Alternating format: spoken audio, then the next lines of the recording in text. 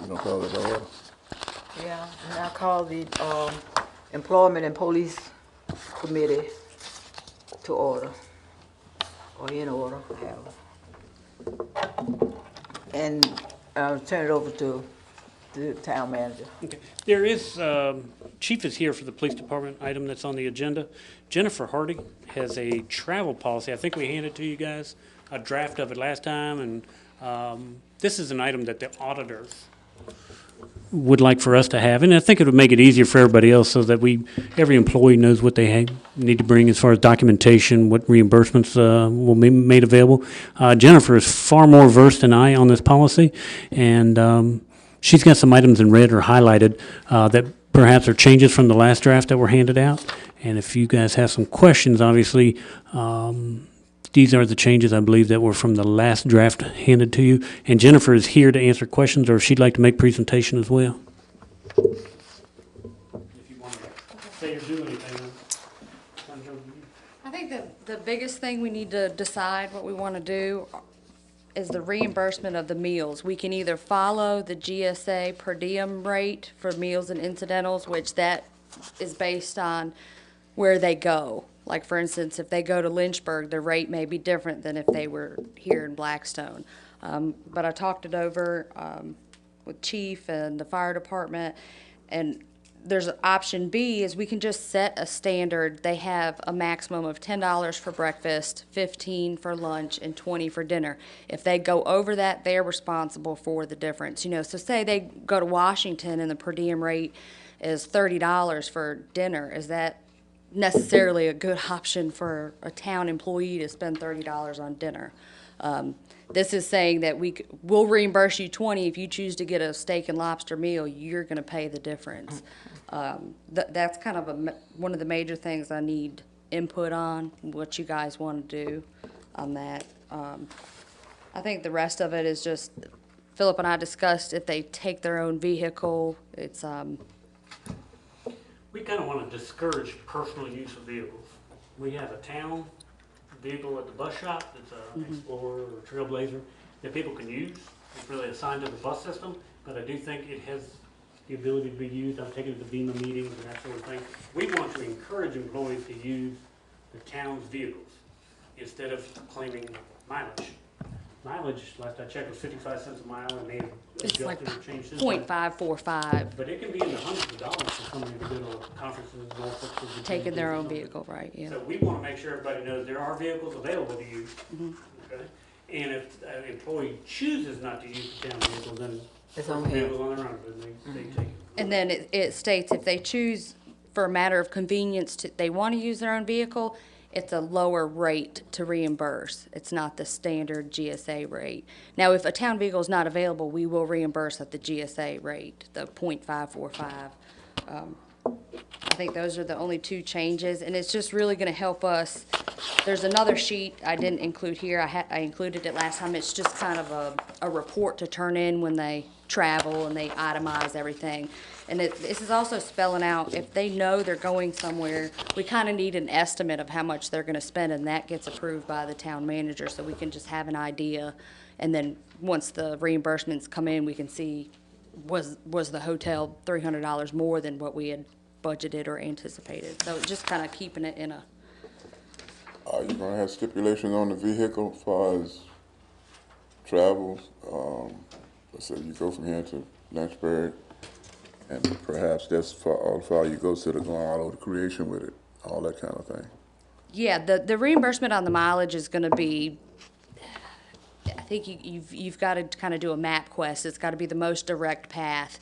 You know, if they decide to venture off and go look at an antique store, we're only going to pay the direct path from. I don't think we've had a problem with somebody taking a circuitous route somewhere. We've seen it. I've seen it before in another department that when they traveled, the mileage wasn't adding up what everybody else had turned in, and he might have just taken a different route, but we paid what everybody, the direct path from here to the conference and back. Well, it's good to have it in there just in case, because like if I went somewhere, I might want to go antique shopping to the mall, you know. Beanie Babies. Because of Beanie Babies. That's right, go get some, let's go over here and get some Beanie Babies. But it's good to have it, and nobody might not do that, but, We had a problem at the prison with that. They'd take the vehicle, they all up, um, they all out with it. Yeah, and that's covered here. It says Yeah. the travel routing, you know, you have to take the most direct practical route. And I think that'll probably be done in the approval process. When Philip and I see what they're submitting, I can run a map quest for the address of the hotel they're going to and just get an idea of But mileage. anybody that would turn in mileage, and I quite frankly wasn't aware that that was an issue, but anybody that would turn in mileage in excess, that's kind of fraudulent, you know, it's fraud. You Yeah. shouldn't do that, and then, you know, is there a repercussion? It's a violation of a town policy, yeah. Mm-hmm. And, but if somebody has an 80-mile round trip and they turn in 200 miles of personal vehicle, it's a fraudulent issue. And, I think if it is a town employee, it needs to be addressed by me or by this body or full council, and if it is a volunteer, then I think the chief of the fire department needs to do it. And I would, for simplicity's sake, the $10, $15, $20 thing is easier than keeping up with the GSA. Is that your opinion? I agree. For simplicity's sake, I think that. And you're agreeable to that. I mean, your guys travel sometimes, and I think it just makes it easy, you know? I don't know how we handle academy. Is there, when they're at the academy, they're eating at the academy, is that correct? Except for the travel, I guess. Well, they're issued a per diem check for the length of the academy, which includes every meal. That check comes to us, and we disperse it per day, but weekly, but based on per day. But you guys are cool with that. That's the one issue where we have kind of ongoing meals that are being bought for. Well, the academy sets the rate. So you guys are all good on that? Yeah, that one's that one's good because the academy, it's already included in the dues, so we already know how to divvy it up, and if they go over, that's on them. And I see that there was an addition about the alcohol. Well, I don't think any time in town, even if it's within the $20, then we should take that residency fee and pay for that. I think that goes without saying, but it's a good addition. So, No, that all sounds good. Well thought through. I don't have any objection to any of it. and I guess if we want to go forward or we've got time, I think Philip would agree. I'd like starting stuff at the beginning of a fiscal year just because it makes things cleaner for the auditors, you know, where if we pull a travel expense from March and this didn't go in until May, just kind of how we did with the procurement policy, it gives us time to work the kinks out and then meet with all department heads. And Question for you. yes. Using the vehicle for personal convenience, the 24 cents a mile, are we obligated to reimburse at all? When somebody uses their personal vehicle? If Well, if they're going to the way I read it, and I just looked at other travel policies and tried merging it together, I mean, if they choose that they'd rather leave straight from their house, or it's more convenient for them, or they just like the comfort of their own vehicle, and we talked about it a little bit yesterday. Yeah. For example, I live on the Richmond side of things. I live in a community.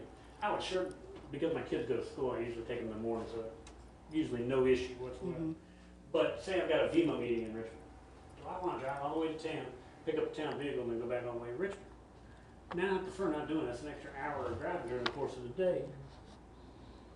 What I would authorize Dan Martin, if he has a Roanoke meeting or a VEMA meeting, somebody, myself, it's not as big a deal because I come to town every morning, but in the event I didn't, am I entitled to take mileage if I drive directly from my house as a convenience so I don't have to drive that? And that's what this has, is 24 cents a mile reimbursement for me to do that. Shouldn't I be wise enough to sit back the day before a meeting, and I've done this before, and take a town truck and drive it home the night before, go to my meeting, and then come back? You know? That I mean, sounds I don't have a problem with it logical. taking a vehicle home for such a purpose, either the town blazer or my pickup truck, or you using your, if you had a meeting in Roanoke or I leave from home. you leave from home, and hopefully you've taken your town vehicle, now that you're driving, vehicles home, that you would Yeah.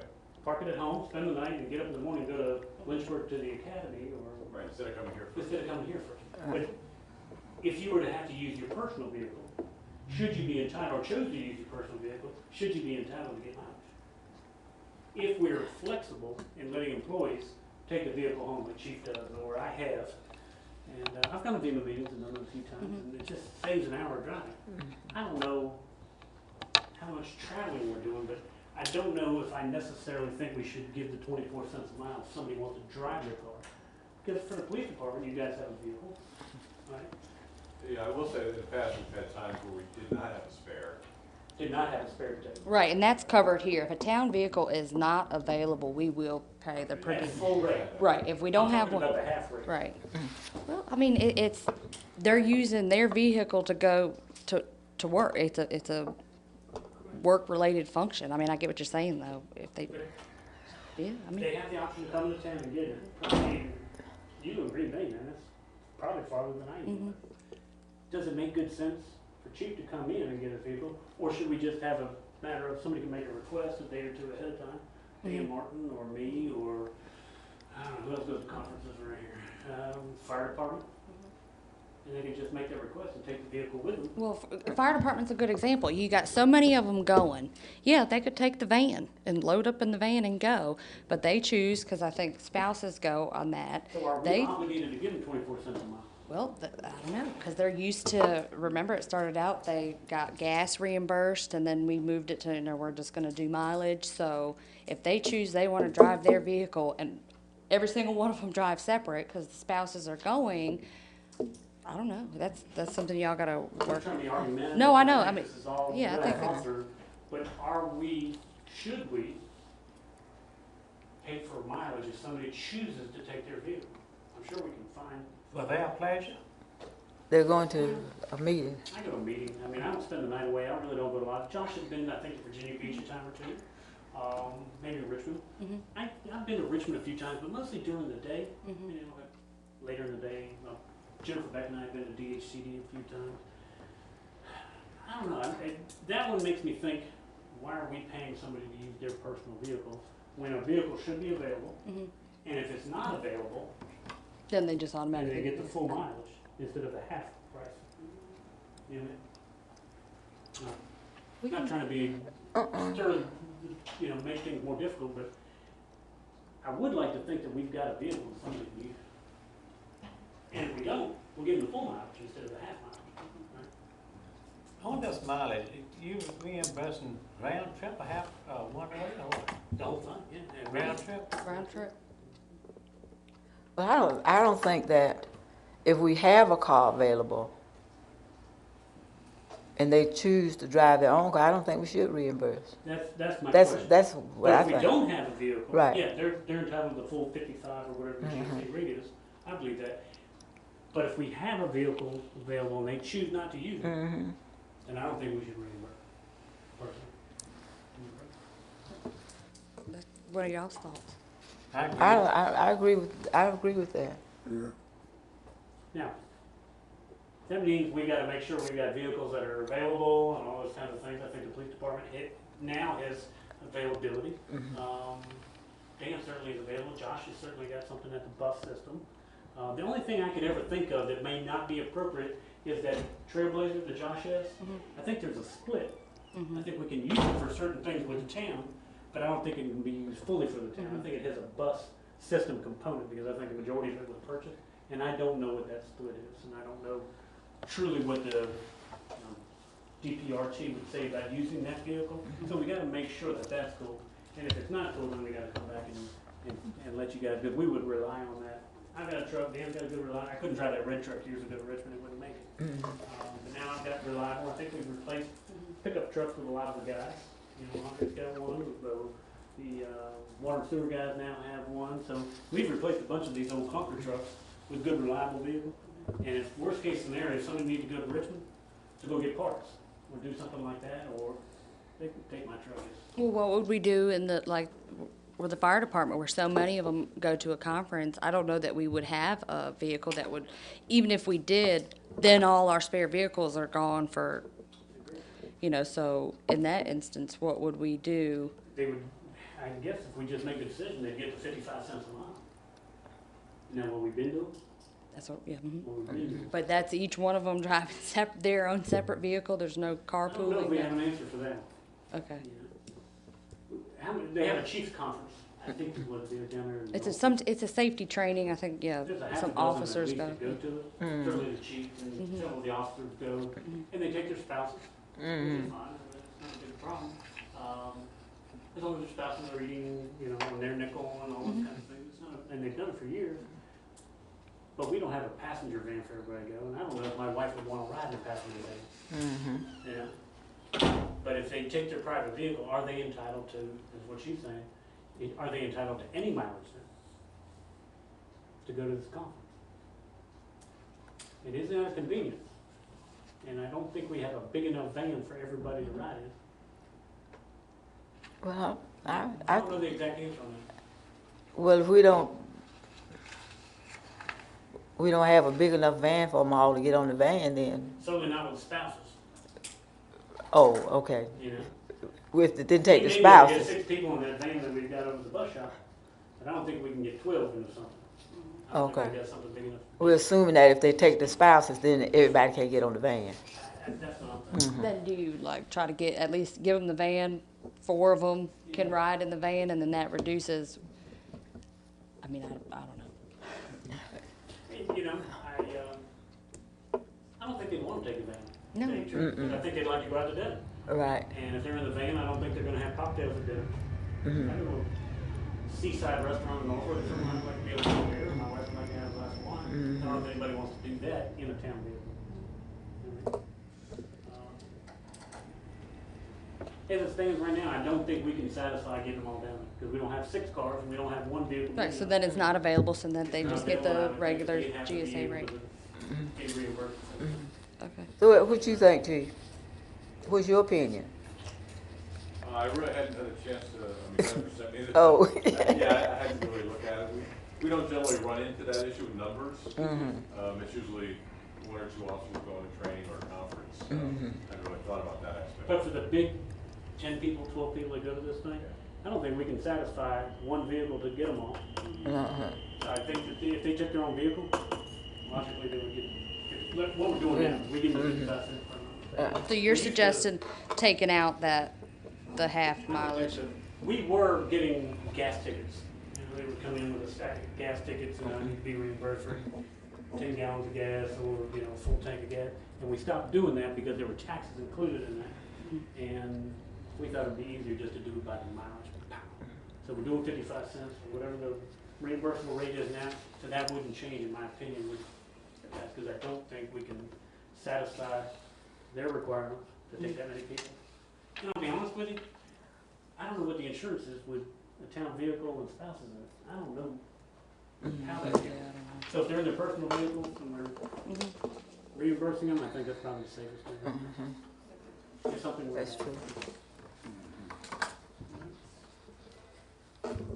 My recommendation would be adoption and strike that 1 section for the reimbursement of 24 cents for if a vehicle is available and you choose not to do it. If you choose not to do it, I don't think you should do it. You guys want me to amend that and put it in the council pack so they can see it, and then, Yeah, I think so. Good. okay.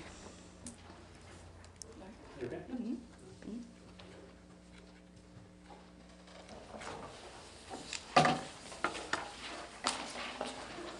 If you guys would like to make a motion with that 1 change, if you're agreeable, I think we would be happy to bring it to council's attention as a recommendation from the committee. But I do think the auditors are looking for us to codify this a little bit.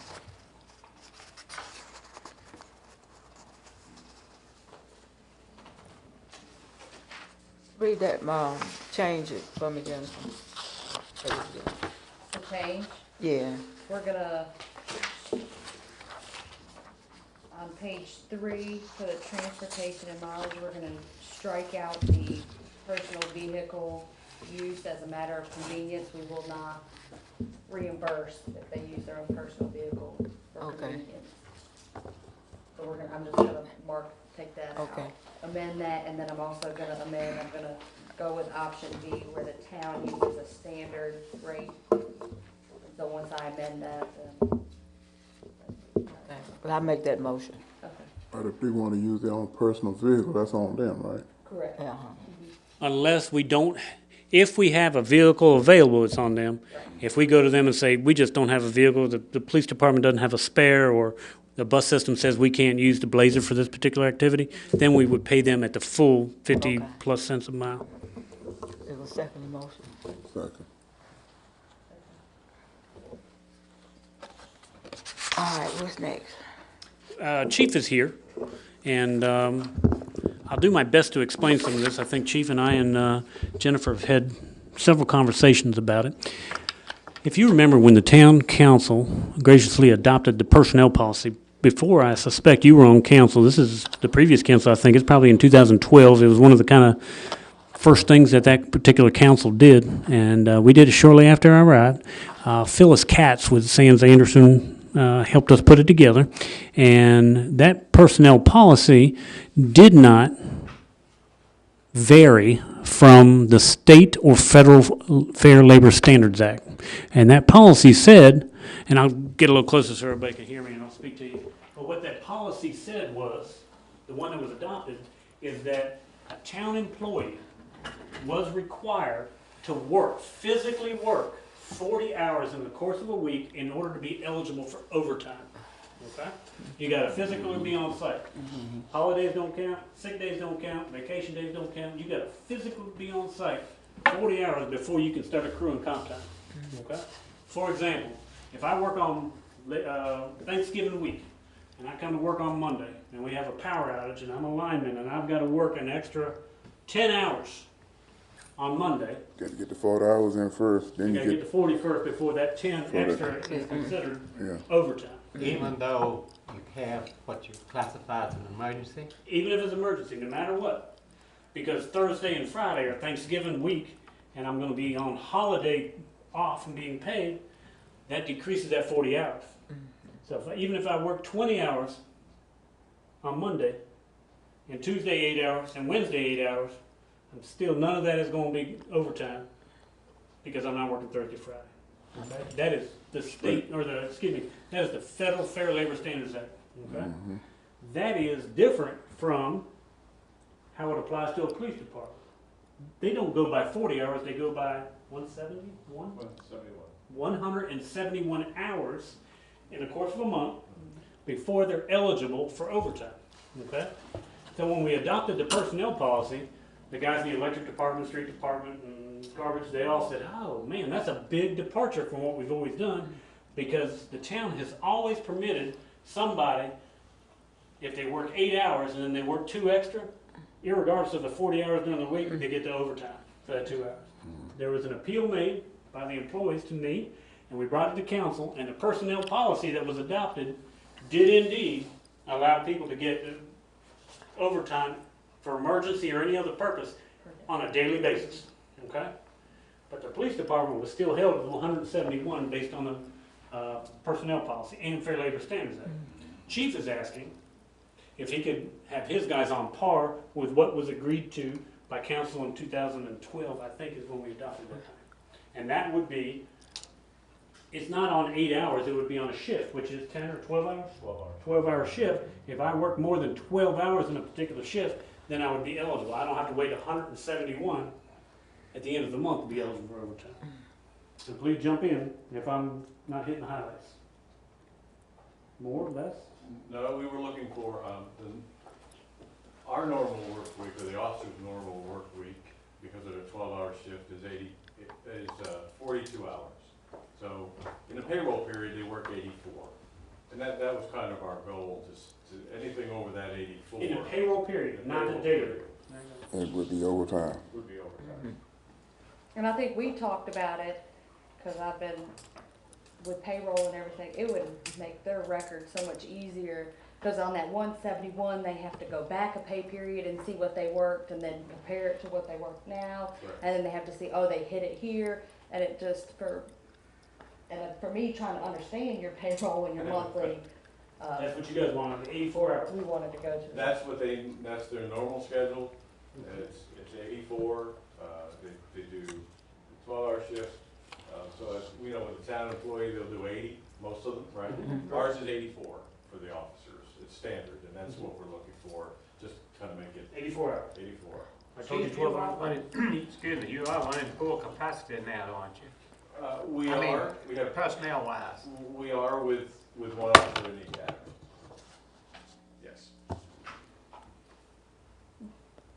Correct me, anything else that we need to correct? I know, we didn't get a chance to sit down and talk about it. I know we wanted to add it to this. I don't know if we need to sit down. Comp time. I think the personnel policy puts a limit on comp time for 160 hours. My system does not, because it'd be hard to do that. You'd have to wipe everything out, and some people have to do it. The personnel policy does not state a limit on when it can get paid out, because it's hours worked. So they can comp time, they And can any get. time, as at I any understand, time. they can pick overtime or comp time, as I understand. Right, and so if they put comp time in, but if they wanna get paid out their comp time, they They can get can. paid, yes. I think we do need a cap at some point. Well, that- We yeah. Need to establish that and maintain that. We had some that were getting way. Right, and We have- the policy said, there is a cap, you're not supposed to have more than 160, but my system, I think it's impossible to cap it, cause we're in my system to cap it. Like Chief, I think can, cause they have their own system, they can tell when somebody's getting ready to hit 160, you got, you know. For people accrue it equally for overtime or comp time, Mhm, time and a half, mhm. okay? And they can choose. I'm certain the policy allows an officer who's worked additional hours Mhm. and accrued it at time and a half. If he wants to be paid, it's overtime. If he chooses to book it, it's comp time. But it needs to be capped. But he can't, Correct. accrue but so many hours. Or you can get paid for it. We're not gonna take it. But he got to lose or use it, right? They gotta either be paid for it, they gotta use it, or ultimately they'll lose it. Yeah. But I don't think anybody loses Loses. it. I don't No think, matter. according to the policy, you can't lose it. It'll Okay, so it's gotta be paid out or used. Right, and the problem is my system, I can't put a cap on it like vacation time, because they can't lose it. You know, so somebody Work that may time. have 400 hours comp time, we can tell them, you've got a cap of 160, but if he's accrued 400 over the course of 10 years, I can't wipe that out, you know, I always owe that to him. But we've got to strive to get them down to 160 as department heads. It's our job to get them down, get lower and Gotta lower keep and it lower, down. get 'em below 160, Right. okay? Andre's got a guideline, And it does say department heads have the authority to make them use. either that, or they can say, you put it to comp time, we want you to use it towards days off, rather than just straight cashing it in. I mean, department heads can. Gotta get some of them down. I mean, we had people in thousands of hours. So who keep up with that? You keep up with that or My chief? system, yeah, the payroll system keeps up with it, and, I do my department. yeah, he does Yeah. his department, and the auditors, of course, keep up with it, because it's a. So what is the question? Did we wanna put, they can always get paid out, I think your question was, do we wanna limit it to kinda like vacation time, you're allowed to get paid out a certain amount, or they. Annually? Yeah, that was my question. I don't think so. I mean, if somebody wants to walk in off the street and say, man, I've got 100 hours booked. You need it, yeah, and it's hard work. Now, I hope that doesn't happen very often. It, you know, expensive. Mhm. But if it's comp time or overtime and they can choose which one, I don't think it's capped. But you use the comp first before you use the other time. Well, I think a lot of people like to have some comp time, or they like to hunt, or they like to do Yeah, stuff. but taking off, you're gonna eat the comp up first, right? Some of them do, yeah, Some some do. of them do. Someone like to hunt, and someone like to be paid. But no, I don't think there's a one time a year that you can do it or any of that kind of stuff. I guess my question, when we start talking about it, we've always complied with the 160-hour cap, and we weren't used to being able to cash it in, so to speak. So in our department, we don't have, I really don't give the officers, they have some flexibility as to if they want it in comp or they want it in overtime, but there are certain things. Years ago, we adopted a kind of our own working policy to save the town money, that on certain things you would not be paid overtime for, it must go into comp time. If you, for example, you're staying after your shift for an arrest, prisoner transport, a lot of training, all that went into comp time. Overtime is paid for shift coverage, you get extra to cover a shift for someone to take off. So officers were building up comp time and overtime, but a lot was in the comp time. I just wanted to at least bring about that policy. And if you're allowing them to cash it in whenever they want, it kind of circumvents what we've set up. to try Our to- policy said they get to choose what they want. And I don't think just because they've chosen comp time to start with, that they can't cash it. Okay. I think our guys can come in Mhm. on comp time or overtime and be paid for it, as they do. Now, most of the guys don't carry that much time. most of the town employees are carrying in 6, 8 hours, you know, pretty nominal sick leave as well. But we don't dictate to them when they have to use it. Philip, are you No, saying, don't do that. are you saying that you want, the police department and the other town employees to have the same rules, No, I don't, the purpose for bringing up is, what would you like to ultimately do? For- My goal was the overtime with the, Yeah, and I just brought up the we didn't 84 get a hours chance to versus the talk 40 about it. hours. I think that was the original issue we brought It up. was. Are you asking for any modification to what you're doing or what the town's doing? Separate from the travel policy, this was separate. Right, Tonight this we was talked about comp time, because it's new to us. We're not used to getting paid for comp time. And I didn't think it was necessary every payroll period to keep putting in for comp time and comp time and comp time. I thought, well, maybe it would make sense to do it once a year like you do for vacation. Once a year, you can put in for 40 hours. I to think be you paid. can, I think the policy is written, you can implement, the department head can implement certain, But I don't wanna go against whatever. I don't think our policy mandates. I think you can still have the way you choose to do it. We have not been enforcing that. I mean, we don't have anything that says specifically you have to use it in a certain period of time, or you can do it in the course of a year, or any of that kind of, the only thing is, you can cash vacation one time a year, and you can catch up to 40 hours of vacation one time a year. so we just Right. need, No, I think you can maintain your policy as you choose, internally in your firm. How about the cashing in part? Is that, so, Be honest with you, I didn't know you were doing that, 100%. If you'd like to do it, I don't think we could tell the police officer specifically, you're not entitled to do that. Everybody else is. we never do that. Okay. We never cashed in comp time. Only one time since I've been here in 15 years were we able to cash in comp time. Didn't the policeman get a copy of the personnel policy that the town's got? Yeah, absolutely. So I have to relook at that, but, yeah, we never. If you want to be on par with what the town's doing, the town gives them an option of being paid, I should say. They get the option of choosing comp time or overtime. But if they get so much, comp time, actually, you use it down until you get to a certain point where they would, Well, it's gonna be capped. They're not gonna be able to accrue more than 150 hours. They're gonna have to take time off, or they're gonna have to. That's what we've been operating on. Yeah. Yes. Yeah, we're good with that. I was just wondering about, can they get paid every 2 weeks for comp time? If the answer is yes, that's fine. The answer is, that's what we would do with everybody else. Okay. so are we gonna, for his overtime, are we gonna, you don't want it per day, you just want it 84 hours? So anything over 84, they'll get. That's what you're asking for.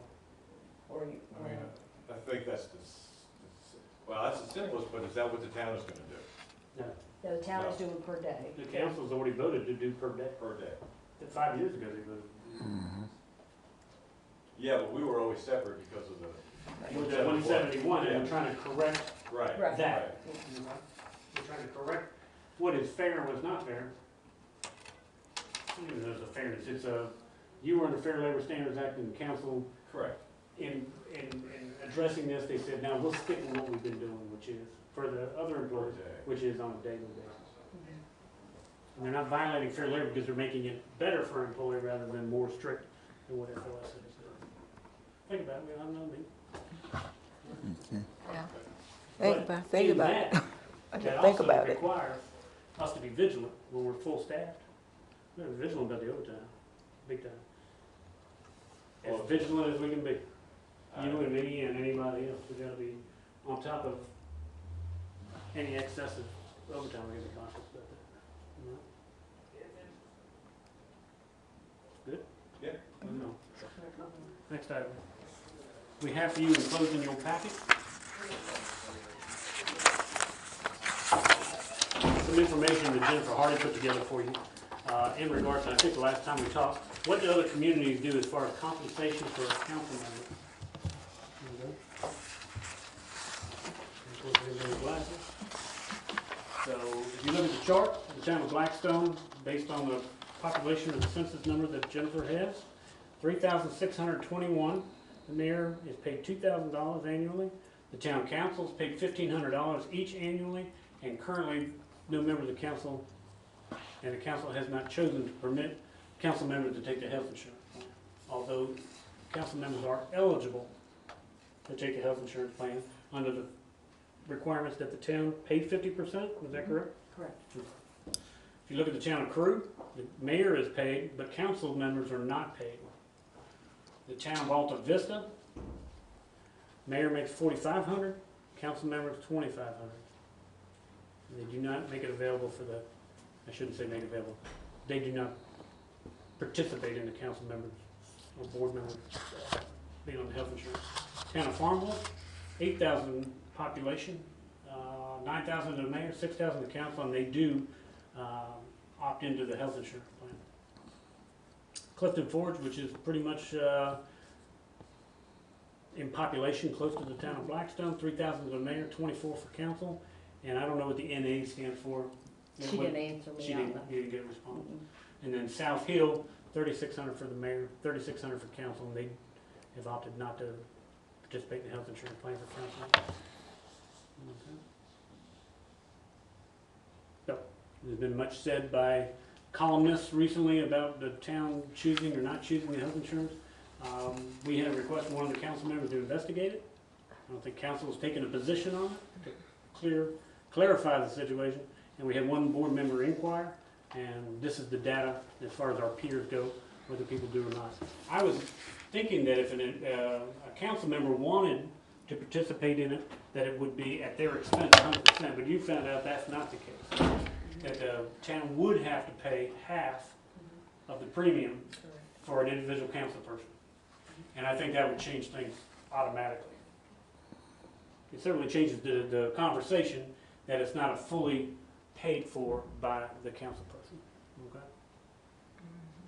And we guys got knocked around a little bit over this thing, but certainly no decision's been made, and I don't think there's ever been any serious conversation based on the information that Jennifer had found out from our health insurance carrier, whether or not any premium needs to be paid by the town. And indeed, it appears that the town would have to pay 50% of the premium. Okay, so you can actually deliberate with those facts instead of just the hearsay that people have been throwing around. Okay? And indeed, if a decision is made by council to increase pay, it does appear you're on the lower end of things. If you choose to increase pay, it would have to certainly be done in a certain time frame so that this board or this council is approving a raise that would only go into effect July 1st. Okay? It would not go into effect for this current council. You're right. I understand. Okay? Well, I think we need a raise. And What you want on that again? Well, if I do, we definitely need a raise. So if you want to make a recommendation to council, I think there's going to have to be some actions. I'm not sure if a public hearing is required. I can find out. But if you'd like to make a recommendation to council, at the February council meeting, I think we probably need to move forward today and make a recommendation to authorize the town manager to take whatever steps are required to increase the salary and an approximate salary, what you would like, because I'm sure there's going to have to be some advertising requirement, public notice. Well, maybe I need to check around with some of the other council members. I don't want to. Yeah, I don't want to recommend that nobody wants a raise but me. Yeah, maybe do that, and we'll talk it out at the next council meeting. Maybe you don't have a recommendation now, and just have the whole council all at one time. What do you guys think? Do you want to do that or not? Yeah. And instead of making a recommendation, if you do want to check with council people, you'll have all 8 of you here on the 26th of February. And I'll put this in the packet. Okay. So when you bring it up in February, they can look at the numbers with you and y'all can decide. All right, thank you, Chief. All right, thank you. All right, Chief. So we can go into closed session. And I have 2 matters for closed session, nothing bad. I just want to give you some heads up on individual employees. Okay. Mostly good, but we wanted to update a little bit from Okay. where we were at the last police employee Okay. committee. Okay, this meeting's been adjourned. No, ma'am, I'd like to go into closed Oh, session. okay. Continue. We're going to closed session now. Is that all we gotta say? Push the button? Yeah, Hold on, let me. I would just turn that off too.